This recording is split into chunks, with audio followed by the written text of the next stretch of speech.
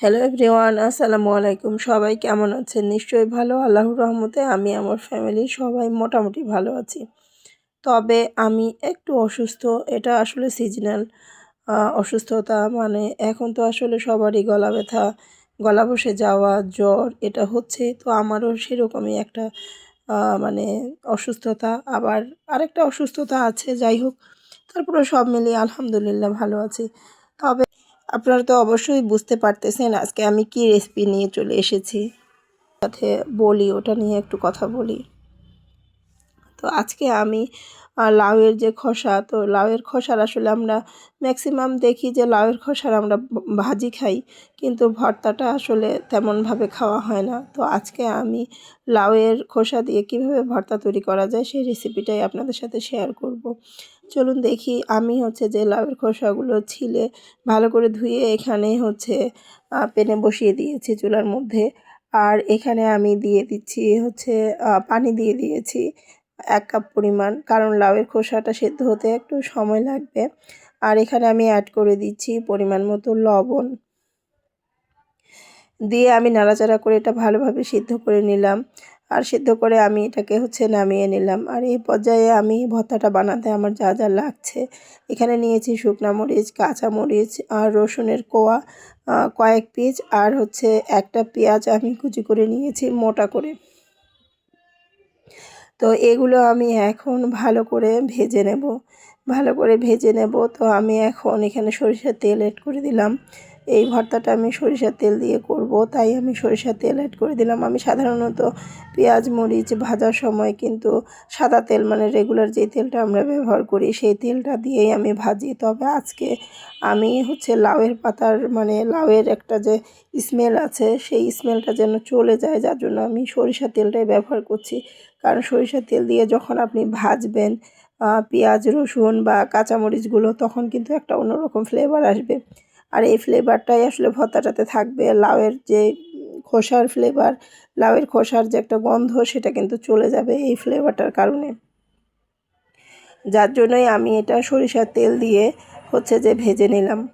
এখন আমি কড়াইয়ে আবার হচ্ছে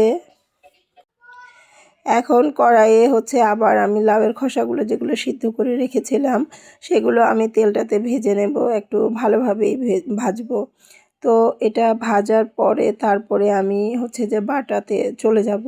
তো এটা কিছুক্ষণ, মানে 5 মিনিটের মতো এটা কিন্তু আমি হচ্ছে ভেজে নেব। ভাজলে হয় কি যে একটা, মানে সব জিনিসেরই কিন্তু একটা, মানে এক একটা নিজস্ব ফ্লেভার আছে। যেরকম লাউয়ের একটা গন্ধ আছে, তারপরে সব সবজির কিন্তু আলাদা আলাদা একটা স্মেল আছে। তো তেলে যখন ভাজবো তখন আসলে স্মেলটা অনেকটা কমে যায়। তো আমি সেই জন্য তেলে এটা 5 মিনিট বা 7 মিনিটের মতো ভেজে নেব। ভেজে নেওয়ার পরে তারপরে আমি এটাকে বাটবো।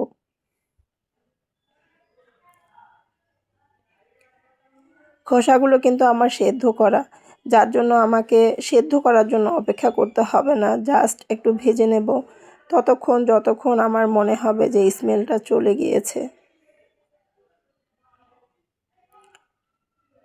এতক্ষণ ধরে যে বন্ধুরা আমার সাথে আছেন, যারা আমার ভিডিওটা দেখছেন, তারা প্লিজ প্লিজ একটা লাইক ডান করে দেবেন। আপনাদের একটা লাইক আমার ভিডিওটাকে আরও 10 জনের কাছে পৌঁছাতে সহযোগিতা করবে।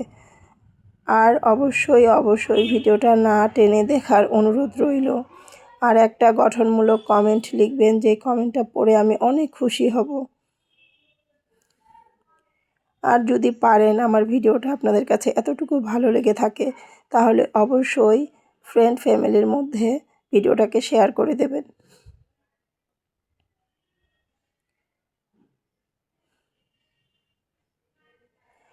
তো আমার কিন্তু মোটামুটি এটা হচ্ছে যে আমি ভাজতেছি, ভাজা প্রায় হচ্ছে শেষ পর্যায়ে। তো এখন আমি এটাকে নামিয়ে নিলাম এবং পাটায় চলে আসলাম। আমি এখন এটাকে ভালো করে বেটে নেব। আমরা রেগুলার যেভাবে ভর্তা তৈরি করি ঠিক সেমভাবে এই ভর্তাটা তৈরি করব।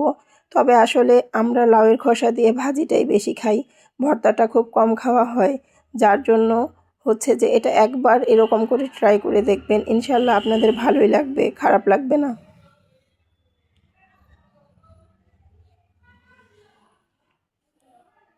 আর আপনারা খুব ভালো করে জানেন যারা রেগুলার আমার ভিডিও দেখেন, আমি কিন্তু প্রত্যেকটা ভর্তা পাটায় বেটে তৈরি করতে খুব পছন্দ করি।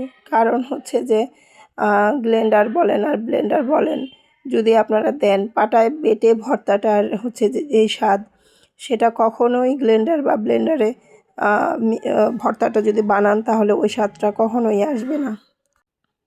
তাই আমি সব সময় চেষ্টা করি পাটায় বেটে ভর্তাটা তৈরি করার। কারণ হয়তো বা আমার 10 মিনিট সময় একটু বেশি লাগবে, কিন্তু স্বাদের যেন কোনো ত্রুটি না হয়। আমার ফ্যামিলির সদস্যরা খেয়ে যেন একটু হলেও প্রশংসা করে যে না, অনেক মজা হয়েছে। বিশেষ করে আমার ছেলে, ওর ভর্তা ভীষণ পছন্দ। তো ওর জন্যই আসলে আমাকে যে কোনো ভর্তা মানে করতে হয়, আবার ওর কথা মাথায় রেখেই আমাকে ভর্তাগুলো বানাতে হয় যে আমার ছেলে খাবে। আর হচ্ছে আমার ছেলের এটা খুব পছন্দ। তো আমি আসলে বেশিরভাগ সময় ভর্তা করার চেষ্টা করি। কারণ হচ্ছে বাচ্চা বলে কথা, বাচ্চারা যেটা পছন্দ করে সেটা তো আসলে মারা তৈরি করারই চেষ্টা করে সব সময়। তো আমার ছেলের এটা ভীষণ পছন্দের একটা খাবার, যার জন্য আমি চেষ্টা করি প্রত্যেক দিন যে কোনো একটা ভর্তা তৈরি করে ওর সামনে দেওয়ার।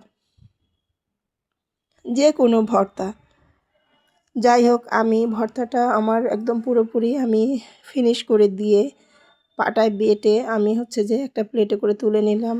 আর আমি রেগুলার যেটা করি, আমি এখন পেঁয়াজ কুচি আর এখানে হচ্ছে 1টা বা 2টো শুকনো মরিচ আর সরিষার তেল দিয়ে এবং পরিমাণ মতো লবণ দিয়ে আমি এটাকে ভালো করে মাখাবো। আমি কিন্তু সব সময় শেষের দিকে অবশ্যই 1টা বা 2টো শুকনা মরিচ দিয়ে পেঁয়াজটা আর হচ্ছে যে লবণ, ধনেপাতা সবসময় দেওয়া হয় না, হয়তোবা হাতের কাছে সবসময় থাকে না। তবে ধনেপাতা দিলে ভর্তার একটা ফ্লেভার তো অন্যরকম আসবেই। যাই হোক, আমি সবসময় চেষ্টা করি পেঁয়াজ, শুকনা মরিচ 1টা বা 2টো আর হচ্ছে সরিষার তেল শেষের দিকে দিয়ে ভর্তাটাকে ভালো করে মাখাতে। তাহলে কিন্তু ভর্তার স্বাদটা দুর্দান্ত আসে। আপনারা যারা এভাবে ভর্তা মাখান না, তারা অবশ্যই একবার হলেও এভাবে ট্রাই করে দেখবেন। আমি যেভাবে ভর্তাটা ফিনিশ করেছি, মানে ভর্তাটা যেভাবে আমি বেটে নিয়েছি, ওইখানে জাস্ট একটু সরিষার তেল মাখিয়ে নিলেই কিন্তু ভর্তাটা মানে খাওয়া যাবে। হ্যাঁ, আবার যদি আপনি সরিষার তেল নাও মাখান, কারণ ভর্তাটাতে পুরো ভর্তাটা তেলে ভাজা হয়েছে, তাই তেল যদি নাও দেওয়া হয় তাতেও কিন্তু খাওয়া যাবে। তবে টেস্টটা বাড়ানোর জন্য অবশ্যই শেষের দিকে আপনাকে এরকম করে ভর্তাটা মাখাতে হবে। পেঁয়াজ, শুকনো মরিচ 1টা বা 2টো, ধনেপাতা আর হচ্ছে ধনেপাতা যদি হাতের কাছে থাকে তাহলে, আর সরিষার তেল তো অবশ্যই। তো এভাবে মাখালে ভর্তার টেস্টটা কিন্তু দুর্দান্ত আসে। দেখুন তো ভর্তাটা আমার কেমন লাগছে। সবাইকে আল্লাহ হাফেজ, আসসালামু আলাইকুম।